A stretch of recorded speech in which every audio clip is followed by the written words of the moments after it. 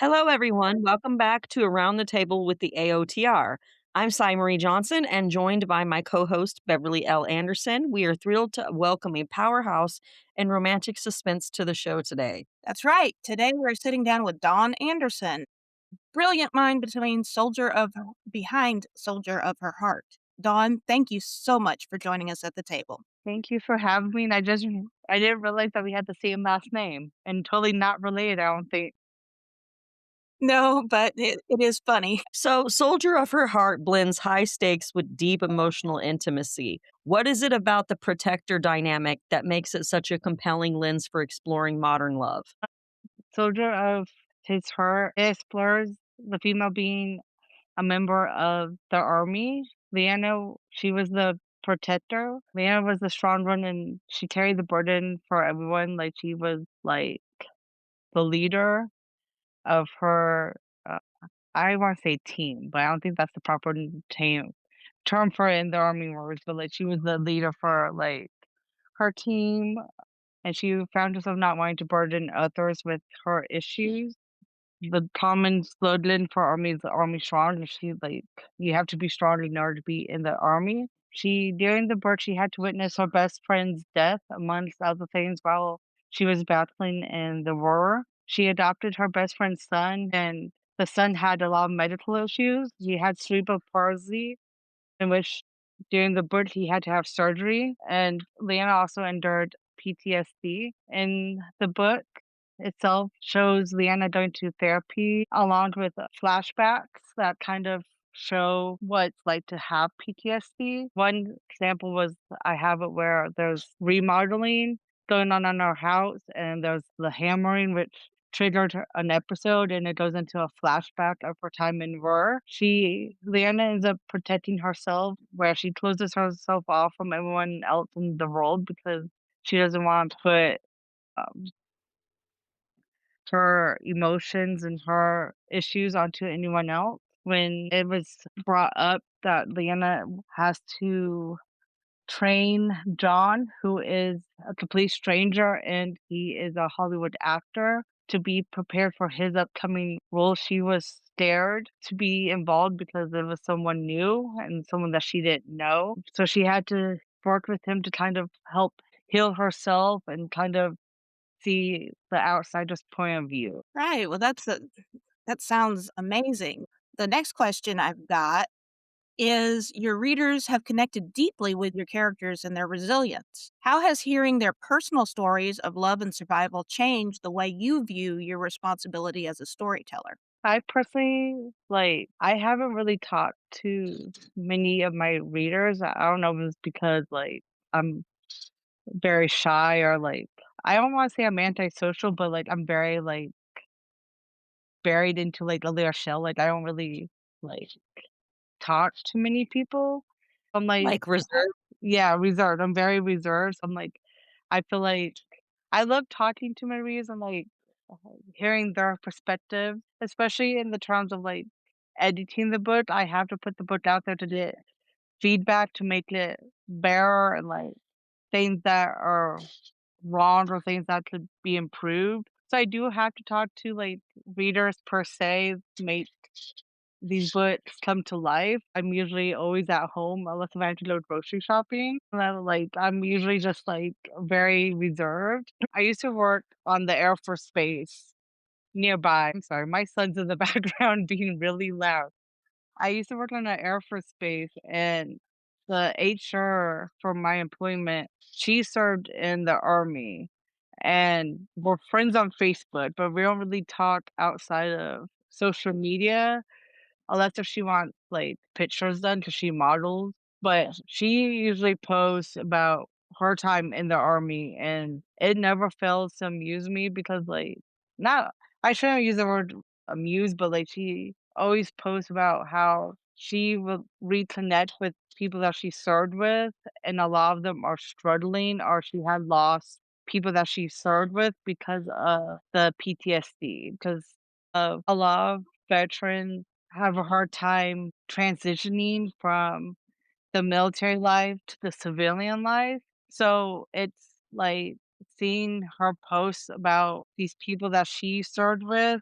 it kind of like brings to light like the actuality behind my book, that there's a lot more people that have such a hard time transitioning from the military life to the civilian life because of the type of work that they've done, especially those that had served in the All right. That That's is great. absolutely true, and I mean, I understand that because my second husband was an Army Ranger, and, having to go through what he did and transition back into civilian society was one of the things he had the most difficult times with his CPTSD, and, so it's good that you're doing this. yeah. Moving to my Uh, next question. can I just jump back in for a little bit? Sorry. So, many of your stories feature strong, diverse characters. Why is intersectionality in the contemporary romance so vital to the work that you do? I feel that it's hard to write characters that are so diverse because sometimes the diversity isn't shown, and especially those that have disabilities. As of late, I think there has been more call to action on mental health. As of late, in the world that we live in right now, there are people that have mental health disabilities and mental health issues. I know they're not the same word, but like I have anxiety and depression, and then my son is a level 2 autistic. So like he has his own issue, like mental disabilities. But I feel like there's a lot of books that don't really show or shine enough light on the mental health aspect. And I like to think outside of the box and like not be so truth terror when it comes to my writing. Cause there's I feel like the Hallmark movies, like they all kind of have that same like they're not the same, but they all have that general like when you hear a Hallmark movie, you know what it's about. Like I like to have something that's a little like different, and I feel like if you're different, it draws a little bit more attention to you. I want to be similar enough to the other authors and the other books out there, but also like be able to interpret characters that are relatable. Because I feel like there are a lot of people that struggle with some kind of like disability and it's not represented enough in the book. That is absolutely true. I would, as the counselor in the room, I will definitely agree with that one. So, on our next question, I would like to ask you, you've written stories ranging from intense military romances to emotional suspenses. When starting a new project, does the mission or the heartbeat of the relationship usually come to you first? Actually, it usually comes in bits and pieces, and I build around it. Um, I have a book. This is my second time writing it, but like I have a book. I started with a scene that like I was shopping and like I got hit with like this moment, and I had to write it down. I wrote that down, and so now I'm just like building around it. So it's just kind of like I sometimes start like that, and other times like I kind of like go in and I do a timeline of like I want X, Y, and Z to happen, and I just kind of like fill in the pieces. So it's kind of like depending on like how the creativity strikes me for the particular book. That makes sense. So, as a veteran of the indie and traditional publishing worlds, what is the biggest survival tip you can give to writers trying to break into the romance market in 2026? The biggest tip that I can give, and it's going to sound really redundant, is to never compare yourself to another author. I know it's hard to say that because, like, even not in authors, but in general, we always compare ourselves to others. At least I do. But it's when, like, that constant, like, "Oh, I should have done this, I should have done that," or, like, look at her books or look at his books, like, that no one's better than the other because we're all unique and different, and if we were all the same, then it would be kind of boring, and I'm guilty of it, like, I'm like, "Oh, I wish I was like this author and be where she's at," but I'm not that author. Yeah, that's a great way to put it. I like that. So, in Soldier of His Heart, your protagonist has to balance vulnerability with immense strength. What is your personal philosophy on what truly makes a heroine resilient in the face of emotional or physical danger?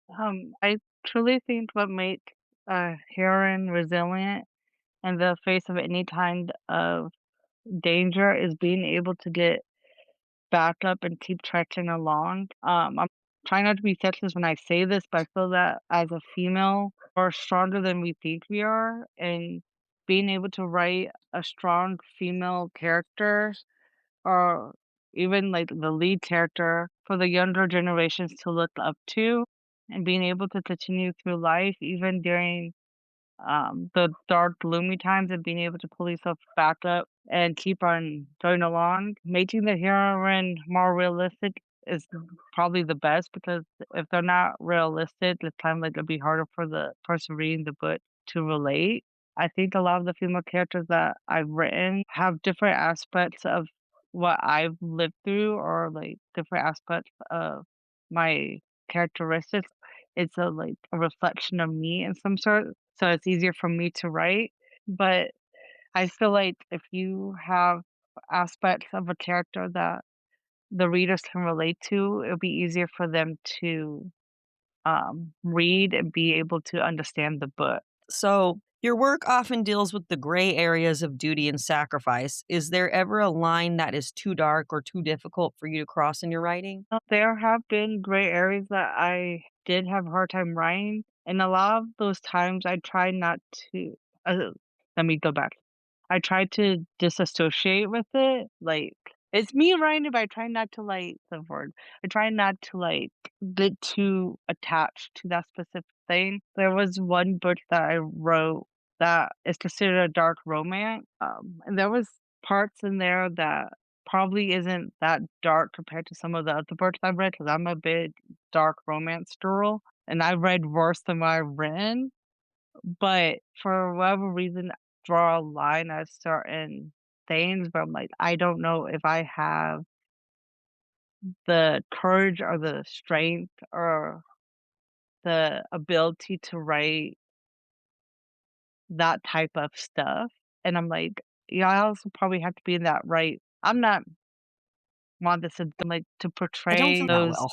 aspects Yeah, she's a little wandery. right. You have to be able to portray it the right and be in that mindset. I'm like, I feel like I would have a hard time, and these stories you have to Oh my god, why is this happening to me right now? What the fuck? Okay, I'm gonna call this because 'cause I'm getting upset and she's not Yeah, here, so I'm just gonna that's go fine. ahead and cut it, and I'll just deal with it later. Okay.